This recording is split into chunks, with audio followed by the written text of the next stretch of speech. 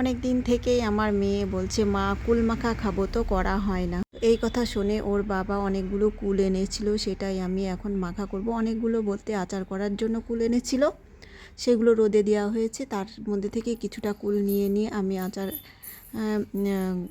কুল মাখা করে দেবো। এদিকে দেখো ছোট মেয়ে আবার ওটা বাটি ধরে টানাটানি করছে, ও সম্পূর্ণটা নিয়ে নেবে, নিয়ে নষ্ট করবে।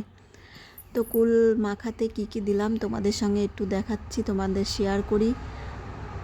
কুলের সিজন প্রায় শেষ হতে চললো। তো সরস্বতী পুজোর আগে আমরা কোনো দিনই কুল খেতাম না, আগের থেকেও বিয়ের আগে জানো তো আমরা সরস্বতী পুজোর আগে কোনো দিনই কুল খাইনি। সরস্বতী পুজো হয়ে গেছে তারপরে কুল খেয়েছি। এখন আমার মেয়েরাও তাই করে, সরস্বতী পুজোর আগে কুল খায় না, পুজো হয়ে গেছে তারপরের থেকে ওরা কুল খাওয়া শুরু করেছে। আর আমার মেয়ে বরাবরই টকটা খেতে ভালোবাসে। কুলের আচার বলো, চাটনি বলো, আর টমেটোর চাটনি বলো, সবই খেতে ভালোবাসে, আর টকটাই ভীষণ প্রিয় ওর। তো আমি কুল মাখার মধ্যে চিনি, লবণ, তেল আর 2-1টা লেবু পাতা দিয়ে দিলাম, কারণ গন্ধটা খুব ভালো হবে। ও খেয়ে খুব ভালো বলেছিল, ভালো হয়েছে। তো দেখো আমি তারপরে স্নান টান করে কুল মাখাটা করেছিলাম স্নান করার আগে। তো স্নান করে নিলাম, তারপরে পুজোটা দিয়ে নেব। পুজোটাও অন্য দিন আমার শাশুড়ি মা দেয় প্রত্যেক দিন, তো আজকে আমি দেব। তো দেখো আমার স্নান ধান হয়ে গেছে, এখন বাজে প্রায় 2-2:30 মতো। আমার শাশুড়ি মা বাড়ি ছিল না, সেই জন্য আমাকেই দিতে হয়েছিল পুজোটা। আর কি বলো তো, মেয়েদের সব কিছুটাই হলো মানিয়ে নেওয়া, শ্বশুর বাড়ি হোক আর বাবার বাড়ি হোক, মানিয়ে নেওয়াই হলো মেয়েদের জীবন। সব কিছুকে নিজের মতো যেখানে যাও সেখানেই মানিয়ে নিতে পারে মেয়েরা। তো আমার পুজো টুজো হয়ে গেছে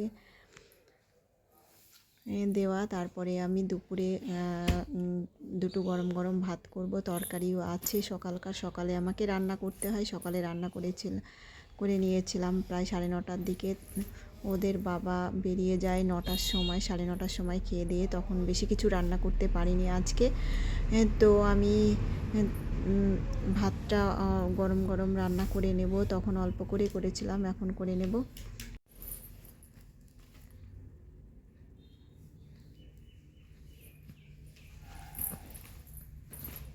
এদিকে আমার জল ফুটে গেছে, দেখো আমি চালটা ধুয়ে দেব। সব কিছু একা হাতে সামলাতে হয়।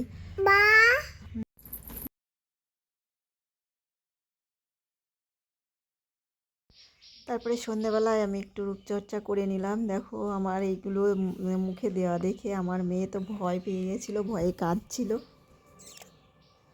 আমার অনেক ব্ল্যাক হেড হয়েছে, ওই জন্য আমি এটা ইউজ করলাম, দেখি কী হয়। অনেককে দেখি এটা ইউজ করতে, তো আমি কোনো দিনও করিনি। তো দেখি কেমন উপকার পাই, তো সেই জন্য করা শুরু করলাম। তো ভিডিওটা আর বেশি বড় করলাম না। সবাই ভালো থেকো, সুস্থ থেকো, আর সবশেষে বলবো সবাই পাশে থেকো, ভালোবাসা দিও। আমিও সব সময় সবার পাশে আছি। তো এই পর্যন্তই ভিডিওটা রাখলাম।